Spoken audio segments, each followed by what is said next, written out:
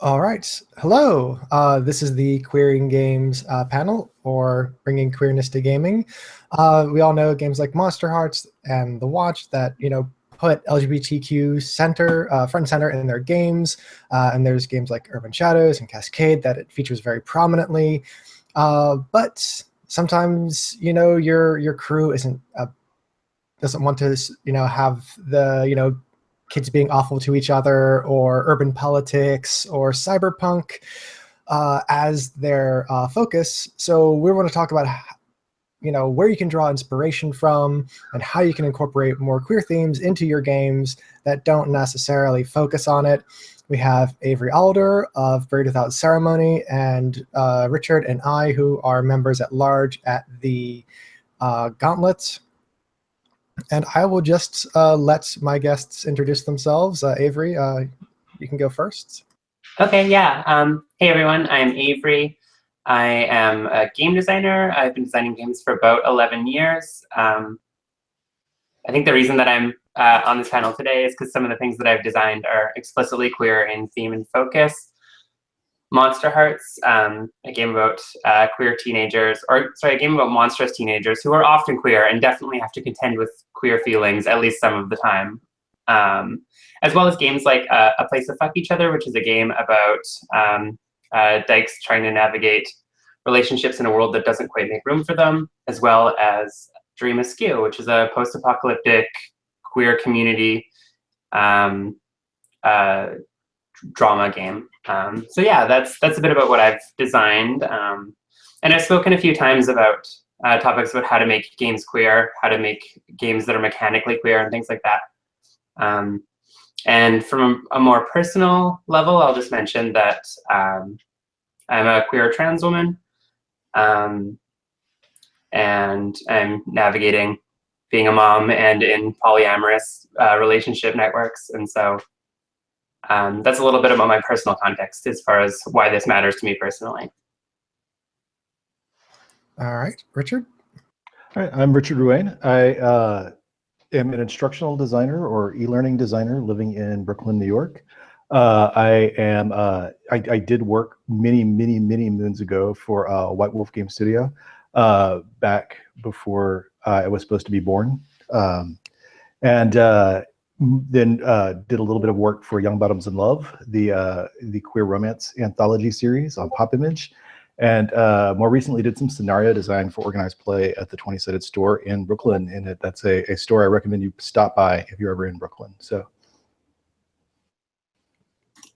All right, and I'm River. I am returning to the role-playing hobby after a very long hiatus. I had a gaming group fall apart due to just schedules and adulting things, but I came back to the Gauntlet, and that wonderful community came back to games that focused on queerness, like Monsterhearts, and I found a space that I could really expand into. I am, for some of the people that might be watching this who know me from Meat Space, or the physical world, as some people call it, yeah, I am a non-binary person who is exploring what gender and sexuality mean. I am very new to any sort of queerness, and so what brought me here was I said to Rich and Kate, I want to have a panel that explores these topics, and they said, all right, you're running it. And I go, oh dear. And so Kate reached out to Avery, and I reached out to Richard, and we have the panel that you see before you. So that is our introduction. We are going to talk about introducing queer themes to the table. We're going to try to dispel the myth that LGBTQ plus themes are not all ages. They are. They absolutely are. We're going to talk a little bit about bringing queer design into games, and then we're going to go to Q&A. We're going to try to leave as much time as possible for that. But yeah. So, introducing queer themes at the table.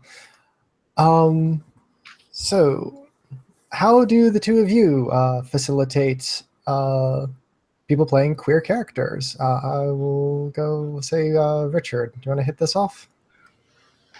I actually have only recently had kind of a local game group that felt very comfortable kind of bringing,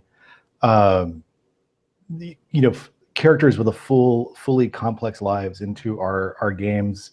So it's largely been an issue of being. So repeat the question. I'm sorry, River. I started to go off on a tangent there, and and it's all right. You can always say, "Oh, Yeah. wait, I'll answer that after Avery," or Avery, okay. if you need a moment to think, I'll bump to Richard. It's how do you facilitate people playing queer characters in your games, whether you're a GM or a player? Right.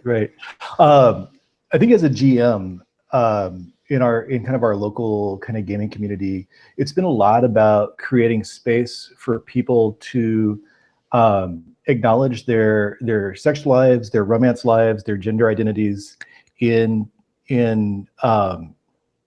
the gaming space, which involves asking a lot more questions about their characters and listening to what their answers are, than trying not to make assumptions about people's identity, about people's sexuality, about people's romantic lives, and letting people really sort of bring their stories to life at the table, and then encouraging them to really bring in the people who are in their lives as sort of player-driven, for lack of a better word, player-driven NPCs, so that you get to meet their partner, you get to meet their local community of people that they're close to, you get to meet sort of their families and families of choice, and you really get to a chance to sort of discuss and bring those people into the drama and action of the game. So I think in a general sense, it's really getting a chance to let players sort of articulate their character's story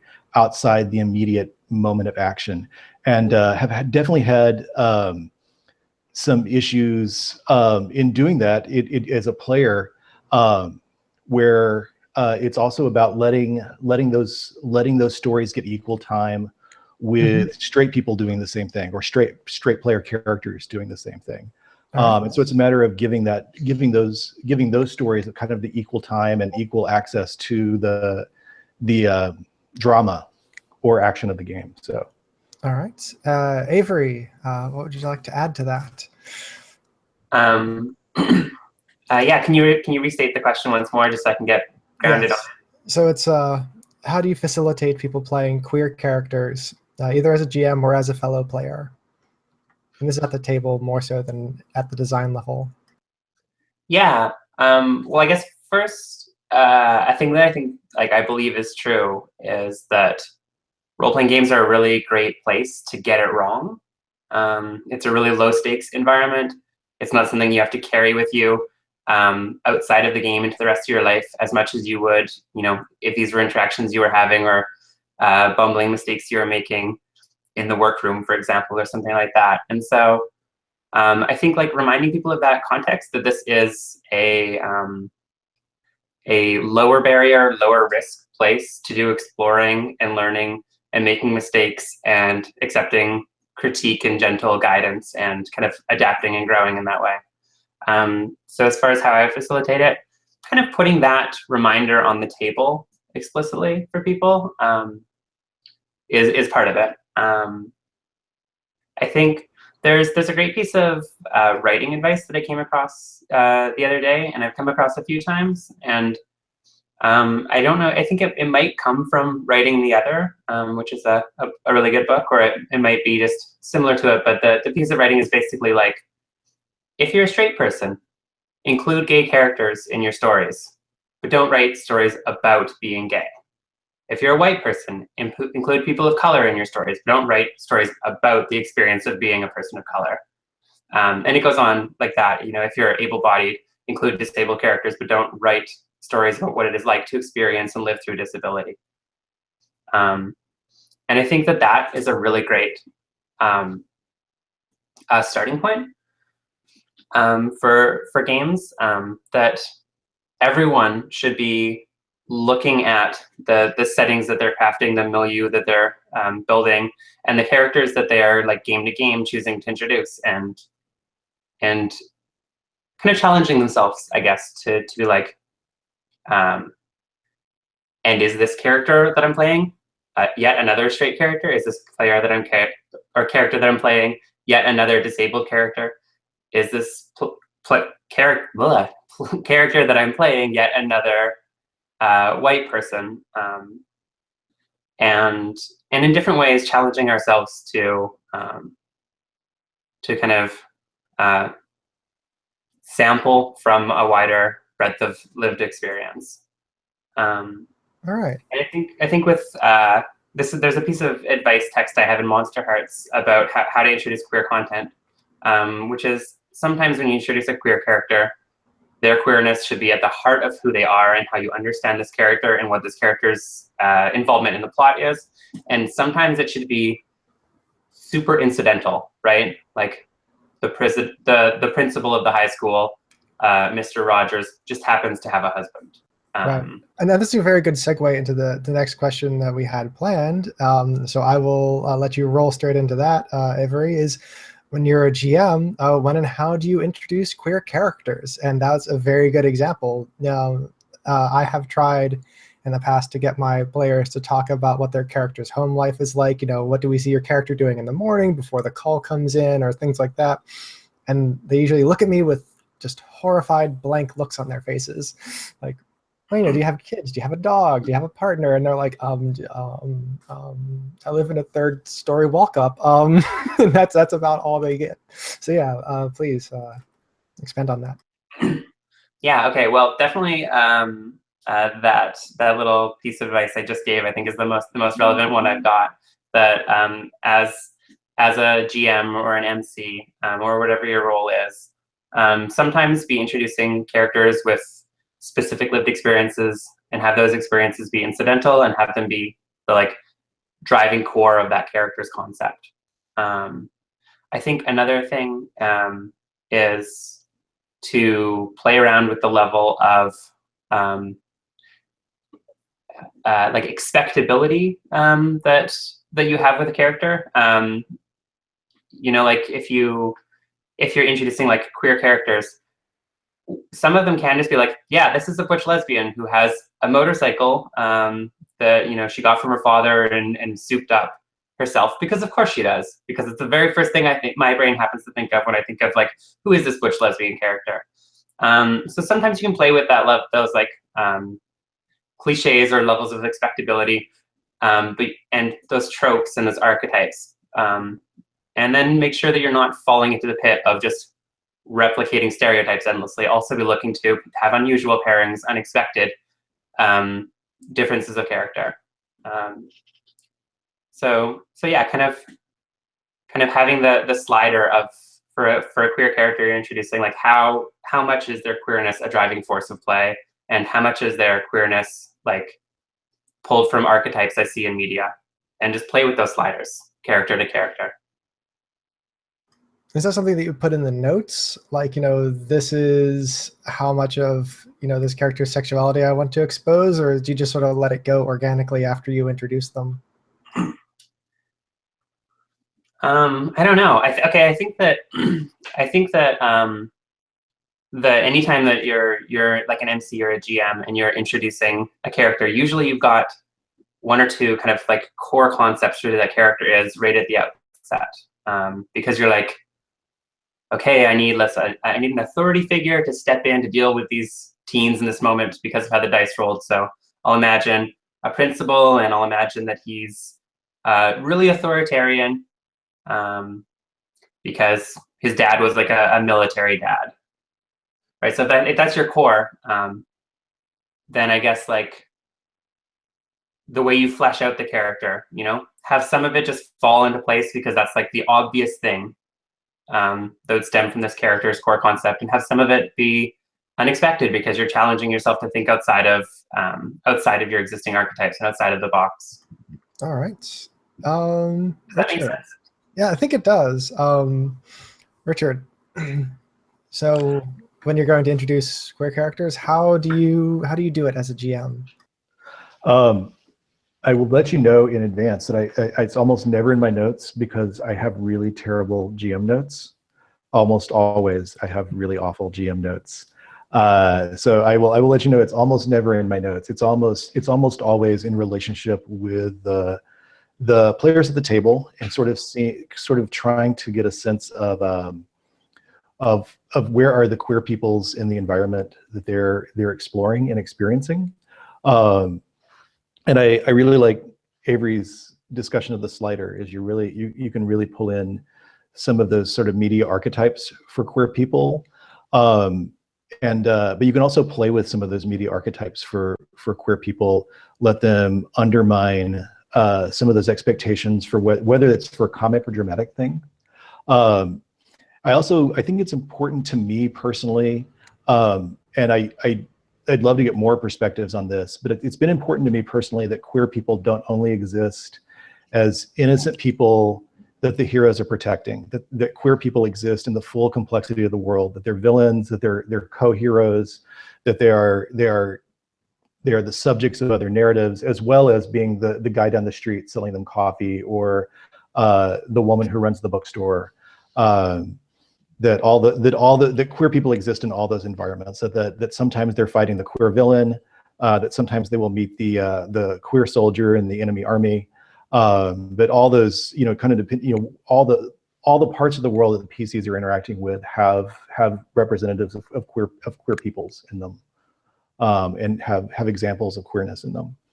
If it's okay to jump in and kind of build off of that, I think that historically, queer people have always been represented in stories as villains. There's a specific thing called queer coding, where you make your character, like your villain's character, stylish and squishy and kind of over-affected and over-self-indulgent, and they stare at mirrors to like twirl their mustache or like adjust their coifs like slightly too often, and that character is implicitly queer-coded. Like every Disney villain. And most of the Disney villains are like explicitly modeled after specific real world queer people, like how Ursula is modeled after Divine, the drag queen. Yep. And then there's been a shift to also include queer representation in like the form of like the angelic tragedy character.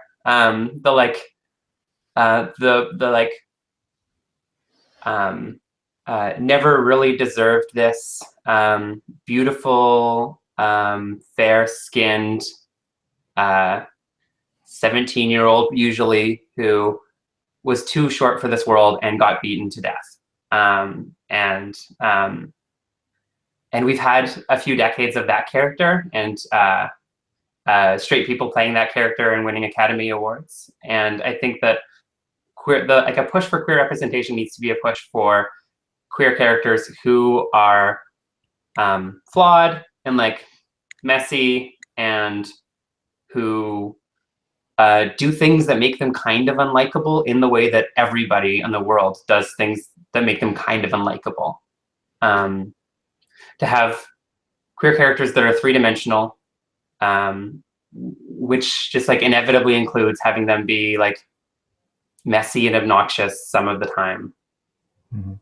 And to get past this place of like stylish queer villain or like tragic angel, like to find the middle ground. Yeah, just as a personal note, I am full on sick of both of those tropes. Maybe that's where I am in my journey right now, or maybe that's just I reached saturation. But anyway, the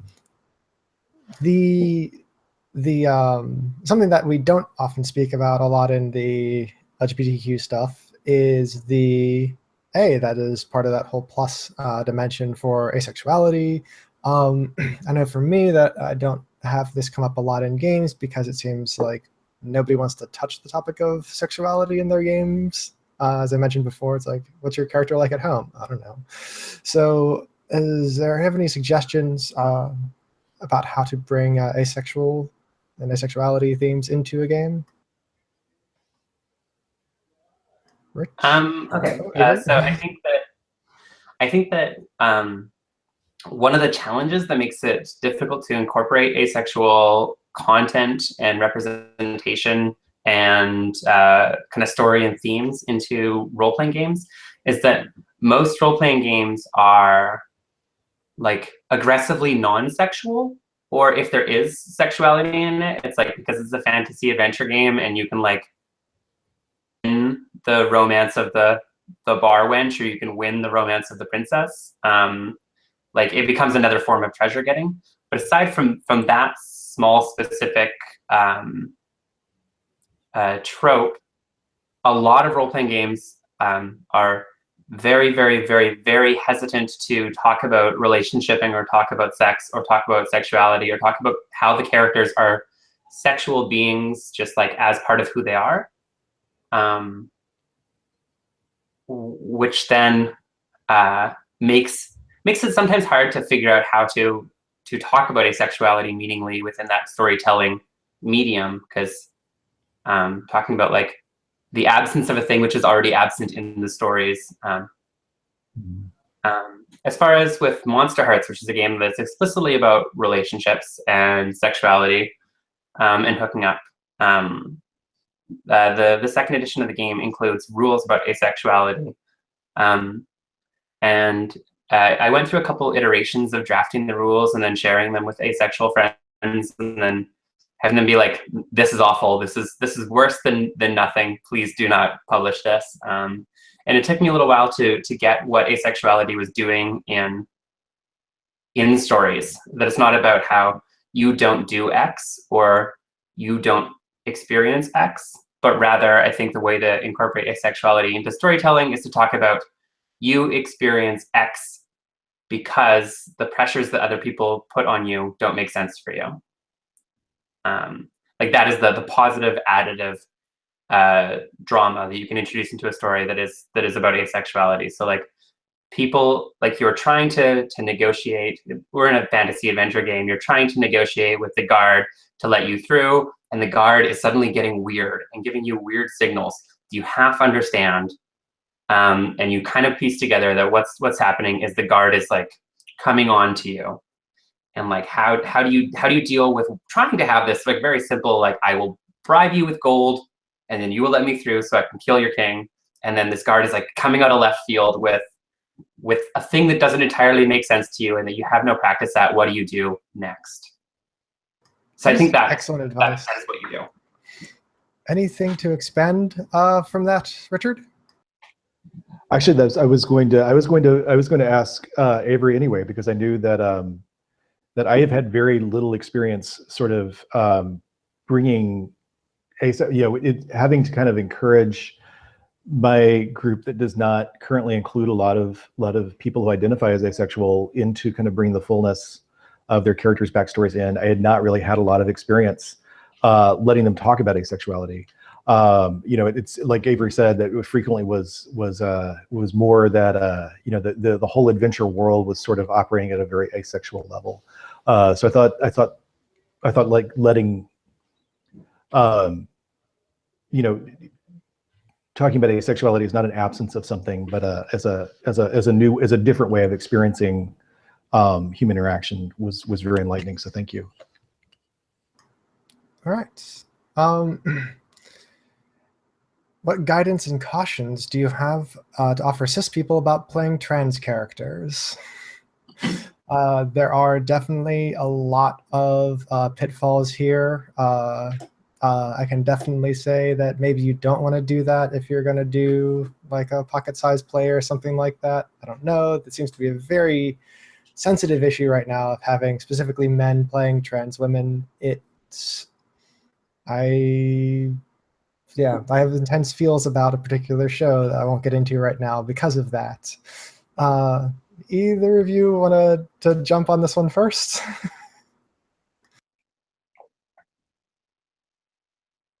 Yeah, I can do it. There was an article or like a short Tumblr post that had been screen capped that was shared that I saw a few months ago, explaining a little bit about explaining like, hey, cis people, here's maybe a way to help you get closer to understanding what being trans would be like. And so, for example, if you're a cis man, rather than trying to imagine that you, in your heart of hearts, know that you are a woman and that you have to like take steps forward to realizing that in some way, rather than going through that route to try and imagine and get into the space of imagining and embodying like a trans character. Instead, start from the place of, okay, so you're a man. Imagine for your whole life, everyone was telling you that you weren't. Imagine that you are exactly the person you are right now, and your entire life, people have told you that you are a girl. Imagine how that would change your experience of doing your everyday things and going about your everyday life. And so I think that's maybe a place to start in terms of playing trans characters, is that if you've lived your whole life as a man, you were assigned male at birth, you identify as a man, try playing a trans man. Try playing someone who has the exact same gender identity that you do and way of understanding how gender operates in the world and constructs the world that you do. And imagine that people consistently denied the existence of or correctness of the masculinity that you have in your character. Anything to add to that, Richard?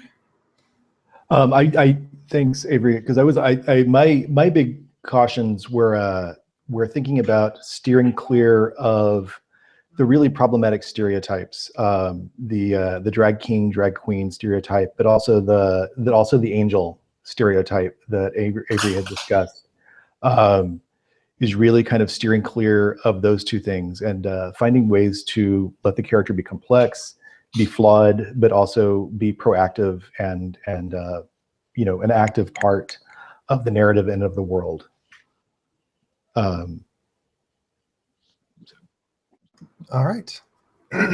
So we're going to roll directly from that into the fact that LGBTQ themes are all ages. So what are some all ages queer content that really stand out to you? I'm not going to say the obvious one that probably everyone is thinking. I did recently hear about a book that's called The Boy and the Bindi that is written by a non-binary person, semi-autobiographical, about asking their mother about the bindi, and it is super adorable. And yeah, that's by Vivek Shreya, who is also a poet and musician, and probably like graphic illustrator as well, and performer. And all of her work is just like super amazing. The Boy and the Bindi is like a really good early storybook kind of thing. right. Is the one that you were thinking of the one on everyone's mind? Is that Steven Universe? Of course. Yeah, you know, somebody explained Steven Universe as gay space rocks, and that's basically how it is. I mean, there's a lot of not just, you know, queer themes. You know, you have a species where everyone is feminine identified, even though gender doesn't actually make any sense in gem society because they're all manufactured, not born. Spoiler alert. Sorry, everyone. And yeah, how they navigate, you know, attraction and romance and things like that is very, very excellent. You know, it's not without its problems, because nothing is without its problems. But yeah. Any other ones? Okay, well, rather than going to other ones, is it okay if I just talk about Steven Universe for a second? Because I think that it does more than just showing like, and here's some queer grown-ups that are in a story that is children accessible. I think that one of the things that Steven Universe really does well is that it does literal depictions of queer characters, but it also, through metaphor, explores other aspects of queer experience. Like, I think that one of the really beautiful things about the show is that it shows soft and tender and healing-oriented masculinities. It shows the power and tenacity and creative like vibrancy of women's relationships in in women's spaces, but it also shows how jealousy and bitter romantic rivalry and complicated unrequited love that never fully gets realized or expressed, but continues on throughout, in this case, centuries or millennia, how that is just inherently part of queer women's spaces. And I think that it does a lot of that in a way that's not just like, and these characters are gay and this is a gay experience. It also does that in like and here's what it's like to be like an enclave of the only 3 gems in the world raising a kid together, right? Like it does it through metaphor, and it does it in like kind of like a sideways way where like I feel like some of the episodes like have left me crying, and I wasn't sure why until like 2 weeks later when I was like, oh, okay, yeah, I see what they were doing there now all of a sudden. And I think that that is like a really powerful way to introduce queer themes in all ages spaces, or queer themes that aren't in like R-rated stories, is to look at what the experience of being in queer community means, and what the experience of being in queer like family networks means, and figuring out how to tell those stories either through metaphor or through like the constellations of characters that are existing around the player characters. Yes, and this is something that you use. Oh dear, something that you see in in Steven Universe, and something that someone who had tried to get for this panel but they couldn't make it pointed out, is that by being inclusive, you also have to be exclusive. To be inclusive of people with non-mainstream sexualities and who are trans and everything like that, you have to exclude people who are going to be jerks about it. And if you look at a lot of fiction that includes queer characters and those spaces, you know, the gems, for instance, are very, very protective of Steven and who he associates with and everything like that, because the world, not just gems stuff, but you know, actual humans can be very damaging as well. Richard? I didn't have any media to add because I kind of live in a I mostly, outside of my gaming circles, I live in an all adults world. I don't have kids of my own, and don't have close friends who have kids who are nearby. So I did want to kind of chime in and say, I think living in an urban setting, I think one of the important things that Avery had pointed out is that you're really bringing in the fact that that all characters live in networks that include gay people, that have gay families, and living in the setting I do right now, it's been very illuminating, coming from super conservative suburban Texas, to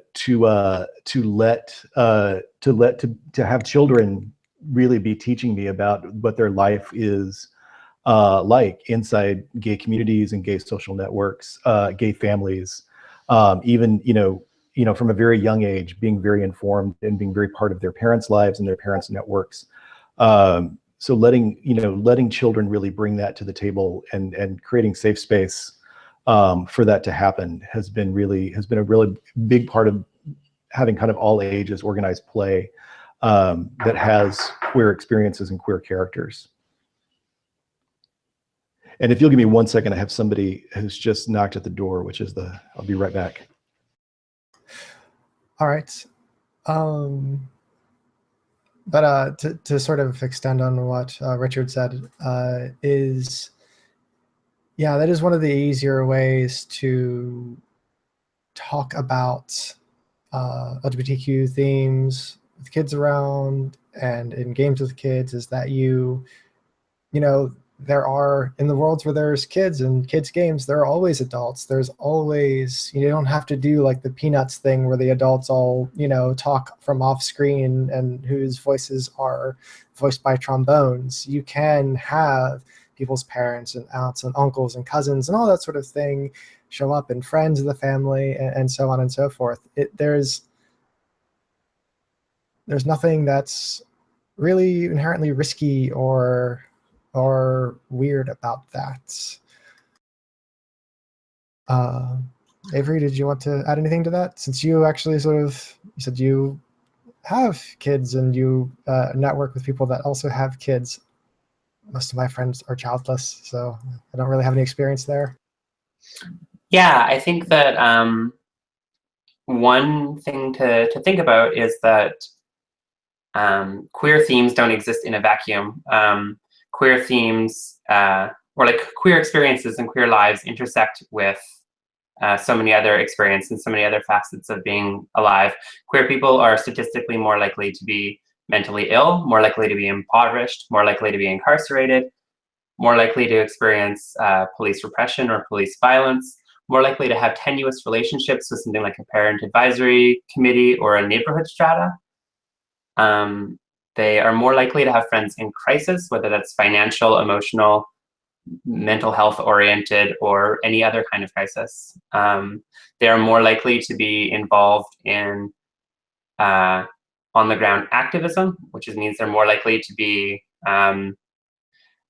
dealing with kind of like just like a whole host of things. And the fact that that those statistics exist and that those things are interlinked, and that those things form part of what it means to be in a queer community means that they are also all queer themes. And so in terms of like what it means to tell all ages queer stories is it means to think about queerness as more than just what kind of underwear you put on and who you fuck. It also means like how your family structure is weird, how experiences of depression, ennui, or trauma pervade every attempt at community organizing you make. It means a whole host of things that I don't mean to just get into the gloom and doom and despair of it. It also means like what kinds of brilliant utopic possibility are you eking out in the city that you live in?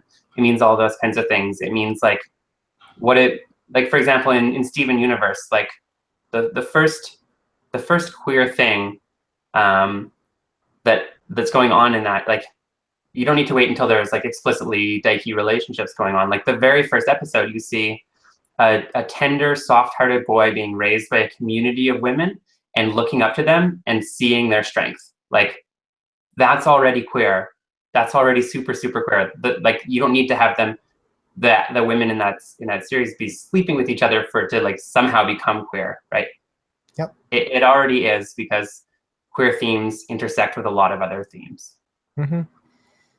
So yeah, in your, I guess to sum up, if you're gonna have, kids, making sure that ghosts and malicious animal spirits aren't like infiltrating their lives, that's apparently a really common theme, is having like kids in ghost stories and ghost mysteries. Like you can have other adventures and other themes come in that's just, messiness of the real world and how kids have to deal with that, like,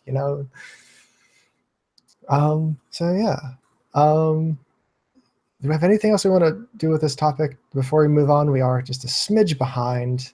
All right.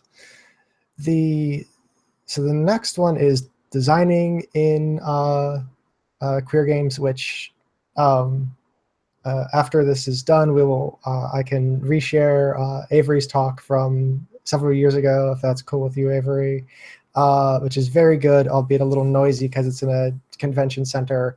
But she covers a lot of queer design themes in there, and how to work around that stuff. So yeah, homework for all of you listeners. So when you're designing queer games, how do you design games that invite a wider audience to play characters and explore queer themes? Like, some straight folk are really leery about doing that, and others are like our wonderful help desk organizer, Christo, who played a very sexual man in a room full of probably straight guys and spent the entire time being, sten fatale, and it was amazing. And everybody got into it. Everybody was having an excellent time in exploring those themes. But yeah, how do you do that without like a rainmaker like that?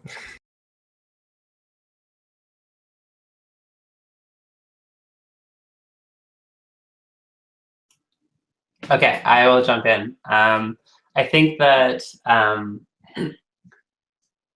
the closest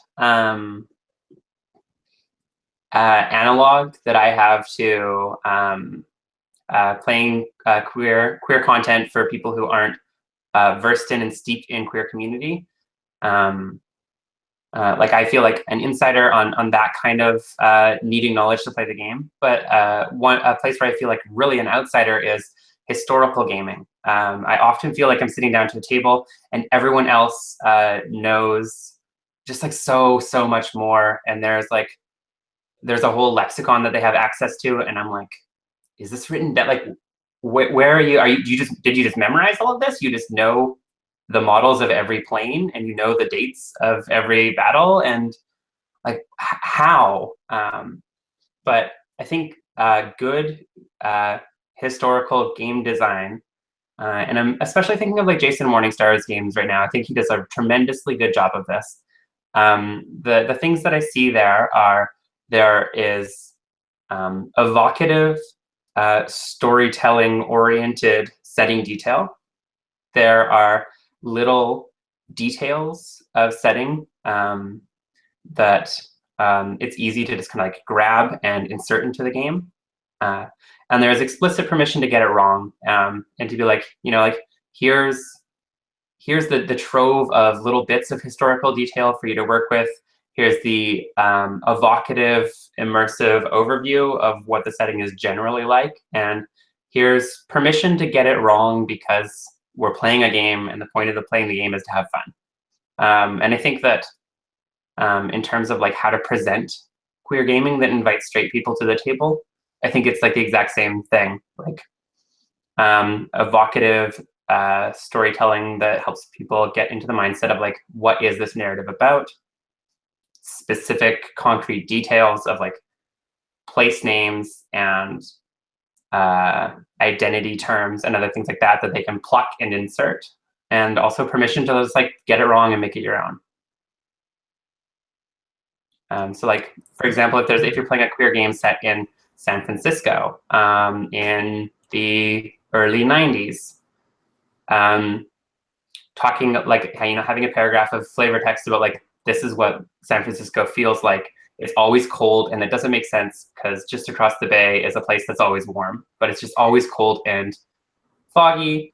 And here are the realities of AIDS at that time in the gay men's community. And then here's a list of things like, just like saying the Castro district and things like that, like things that a straight person can just grab a name off the list and say it, and it'll feel more real, and like they're really part of this story about like a gay men's community in San Francisco in the early 90s. Yeah, and this is something to include, like, as stereotypical as it sounds, there are neighborhoods even today, even in our relatively eclectic, Western societies. So yeah, just like you will have, Chinese neighborhoods and Hispanic neighborhoods and so on and so forth. You do have queer neighborhoods, and though our lives influence that geography, and that geography influences our lives. Richard, anything else to add? It strikes me, kind of building off what Avery said, is that one of the things that is powerful about queer community and queer culture is that we're constantly bringing people of all ages in as new members. We may be shifting away from that as more and more people come out at younger and younger ages. But certainly for me, I came out in my mid-20s. I knew lots of people who came out in their 30s, possibly even their 40s. And I think that we're constantly introducing people to the culture and history that we have, and that they're actually inheritors of and part of. And I think we can bring some of that mentality into games as we think about ways to introduce people to queer experience and queer characters, to think about that sort of cultural acclimation process that people go to through the coming out process. And that sometimes it is, and that sometimes it has lots of space to get differing perspectives. And you certainly can be out for a long time and still have a lot to learn about gay culture, gay history, and gay identity. And I think that's probably true of larger queer cultures as well. And I think that when you can help possibly even gamify that sort of coming out, learning, becoming part of a culture process, that can help bring people in. And I think a point of reference there is it's certainly somewhat like the process of becoming a fan of something. You know, you discover that you care for something, you're passionate about something, you love something, but becoming a fan in many ways involves becoming part of a community of people. And I think if we can find ways to make that part of character building or character creation, it can become easier for people to come in, because as they're not going to know everything if they're baby gay people or baby lesbians, newly discovering their gender identity. And yeah, and I've been out for 20 something years and I still feel like a baby gay guy sometimes. I feel like, oh my gosh, there's this whole life that I'm barely aware of, or there's this whole, aspect to a community that I'm barely aware of. So I think that playing with that sort of cultural acclimation process, and the kind of growth that comes with that, also the kind of anxiety that comes with that, we're very afraid of, or at least my experience as a gay man was coming out, becoming part of a gay culture, but still having very toxic masculine ideas about who I was, and having to sort of let go of that anxiety that I would suddenly magically turn into someone who was too gay, whatever that meant. And that, all of a sudden my straight friends who'd been so super supportive would stop being supportive magically if I went too far. And I think there's lots of that cultural acclimation, and becoming part of a community process, that really invites people to be new and to discover things and to learn. Yeah, and I think that only a small amount of time to do this, but this, of course, queer representation isn't an end goal. It's part of the process of introducing and establishing gay culture and our history and everything like that. Because very infrequently do you have, anymore anyway, a single gay person or a single trans person living in a vacuum where we don't know other people with similar experiences. Any other little tidbits that we want to add to that? About how there's more axes of than just representation?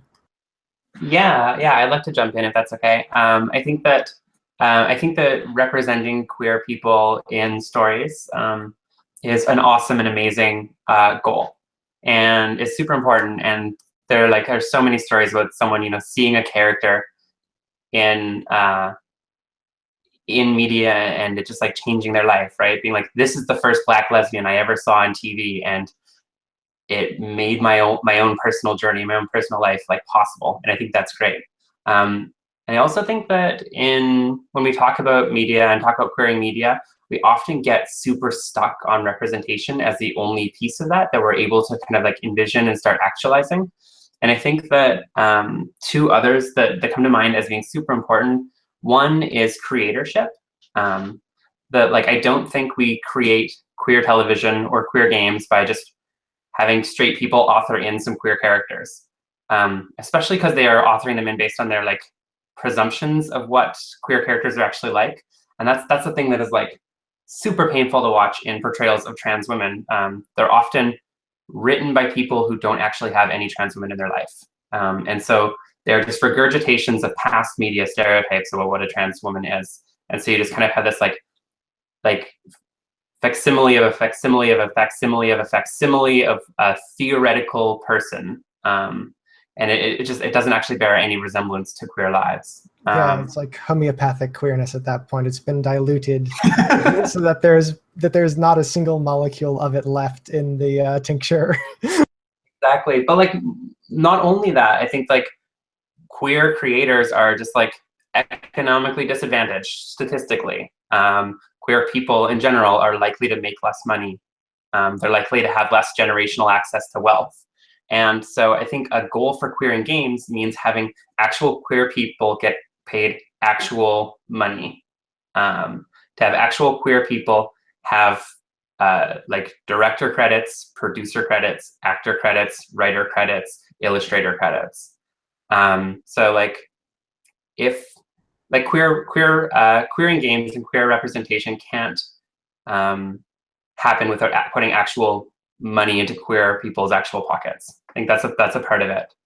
And I think another part of it is with games, like games are different than comic books. And the way that they are different is that they are interactive and systems oriented. And so the systems and the rules and the structures that we make for games, we need to ask, how can these be queer?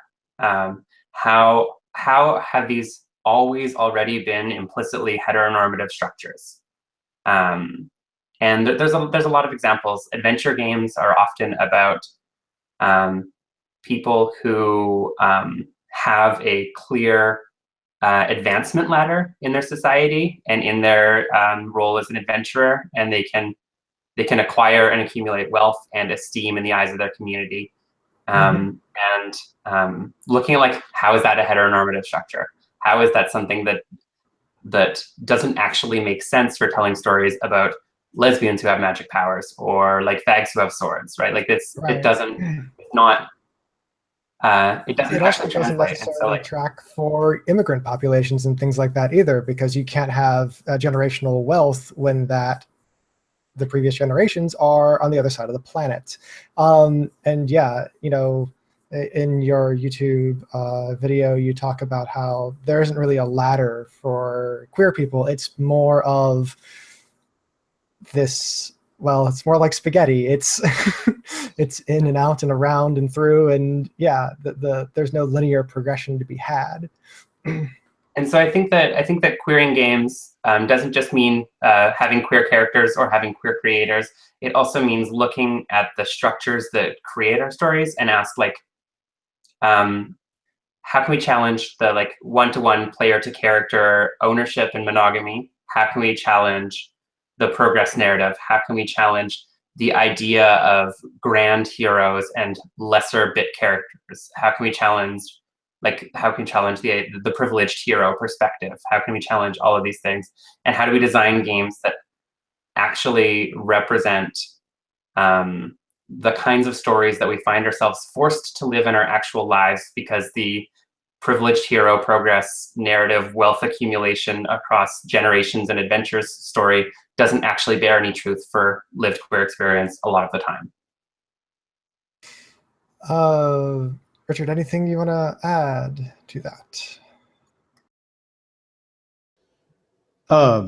No, I think as Avery was talking, I was very much thinking about historical gaming and about the long absence of obvious queer people from historical play and historical gaming, just because it takes digging and imagination to find space for queer people in history. And I think that's one of the I think that's one of the places that I would really love to see a lot of what Avery was talking about.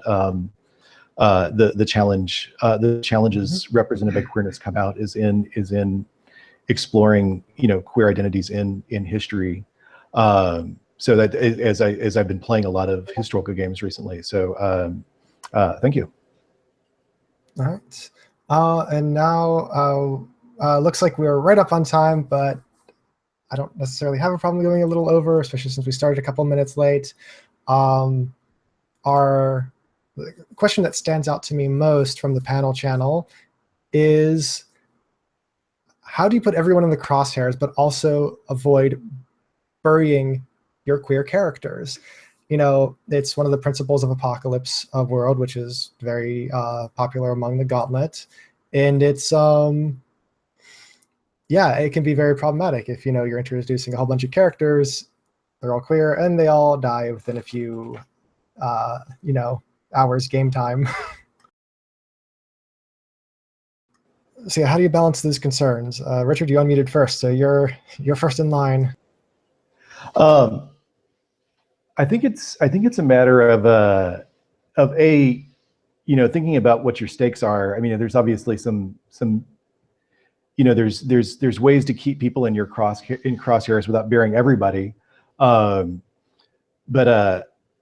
to make sure that you don't single out your queer characters for aggressive action first. That unless your story is some sort of history of queer experience in the coming out process or building queer communities, that you're not necessarily making the putting in the crosshairs process more aggressive or more heterosexist or specifically homophobic and transphobic. That the crosshairs are for everyone, and they're also it's not solely about the character being the crosshairs are not solely motivated by homophobia and transphobia. That the people on the other end, the people with the spotters who are putting those in the crosshairs are not just coming after them because they're gay. They're coming after them because of all the other things they bring to the fictional world. And if you screw it up too, you can always X card yourself. It's okay. If you introduce something that suddenly makes you uncomfortable as a GM, you can X card yourself. Right. It's totally fine. Right. And it's I think even as queer people, it's sometimes tempting to let the crosshairs be all about homophobia and transphobia, that we're putting people in the crosshairs because they're queer. So we're going after the heroine's girlfriend because the bad guys are homophobic, and looking for more complexity in why the heroine's girlfriend is in the crosshairs, and you're using that to bring her into action, to bring everyone into action. But also to look at the complexity of that relationship, the complexity of the world around them. I think helps avoid just bearing the gaze, and also making sure that you look for the crosshairs that are on all the other parts of those people's lives besides just their romantic relationships. That queer people are close to their families or have troubled relationships with their families, and that can make things interesting narratively. When you put those families in the crosshairs, or when you put business relationships in the crosshairs, adoptive relationships in the crosshairs, and so you can avoid, I think, just bearing your gaze by thinking of your queer characters as having, for all the roles they participate in the world. So we're going to jump to Avery. There's apparently another panel that's happening right after this one, so we're gonna do this lightning round after this. Okay, sounds good. This question makes me think about slasher movies, and in slasher movies there is a really reliable formula of who dies in what order. It goes black guy, slut, stoner, blonde, football player, blonde, and then the brunette survives, like every single time. And so in terms of putting queer characters in the crosshairs, like, do it because your job is to put people in the crosshairs, but don't be making your own slasher formula of who suffers in what order and in what predictable way, because it sucks and it gets boring. I think that queer characters, like in the real world, are put in the crosshair a bit more often than straight characters or straight people. And so if you want to do that, that's great. Queer people in the real world are sometimes hurt, marginalized, or killed because of their queerness. And so if you want to include that some of the time as how consequences materialize in your world, that makes sense, and that's great storytelling. But if you do that every single time, the reason that a queer character dies is because a bigot was killing them, that doesn't actually reflect, like what Richard was saying, reality, and it doesn't make for good storytelling. Some of the time, queer people are killed because they are queer. Some of the time, queer people are killed because they are poor and they don't have access to the medications that they need to survive. Sometimes queer people are killed because they were dealing drugs on someone else's turf, right? Like there are a lot of ways to put queer characters in the crosshairs, and they should be put in the crosshairs because of their queerness a bit of the time and not the rest of the time. That's my thoughts. Buses hit queer folk and straight folk alike, you know. Death does just happen sometimes. In 30 seconds or so, try to say, how do you encourage people to get out of the heterosexuality box? I know in my experiences, I'll just have people with the same gender flirt with their characters. I'll have, you know, I will bring up the topic because, you know, yeah. Richard?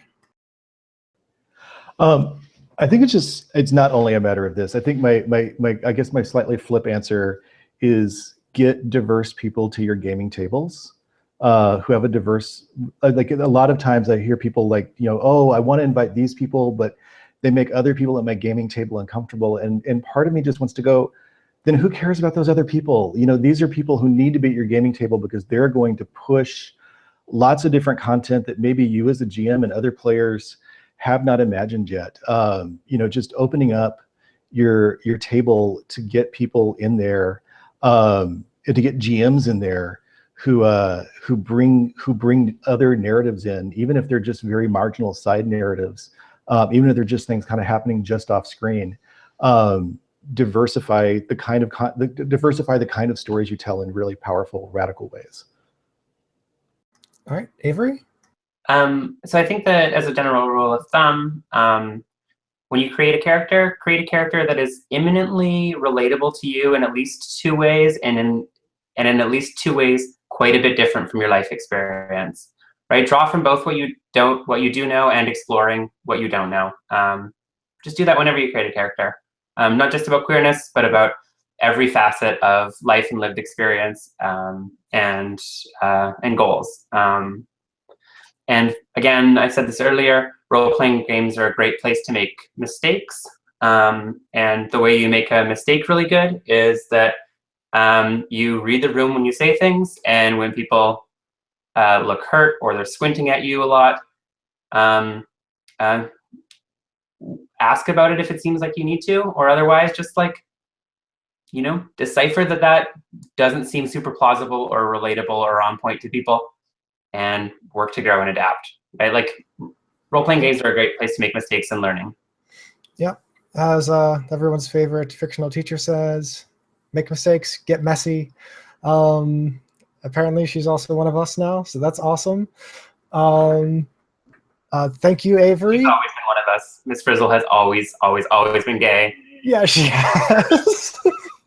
But thank you, Avery, for joining us on this panel. Thank you, Richard, for coming as well, and both of you for sharing your insights. That is going to wrap up the panel. We will be around, at least I will be around in the panel channel afterwards to answer further questions. We will post additional things about how to get up with us later if you have more questions. We need to keep the conversation going because, yeah, it doesn't just exist in this 1 hour space. Bye, everybody. Bye.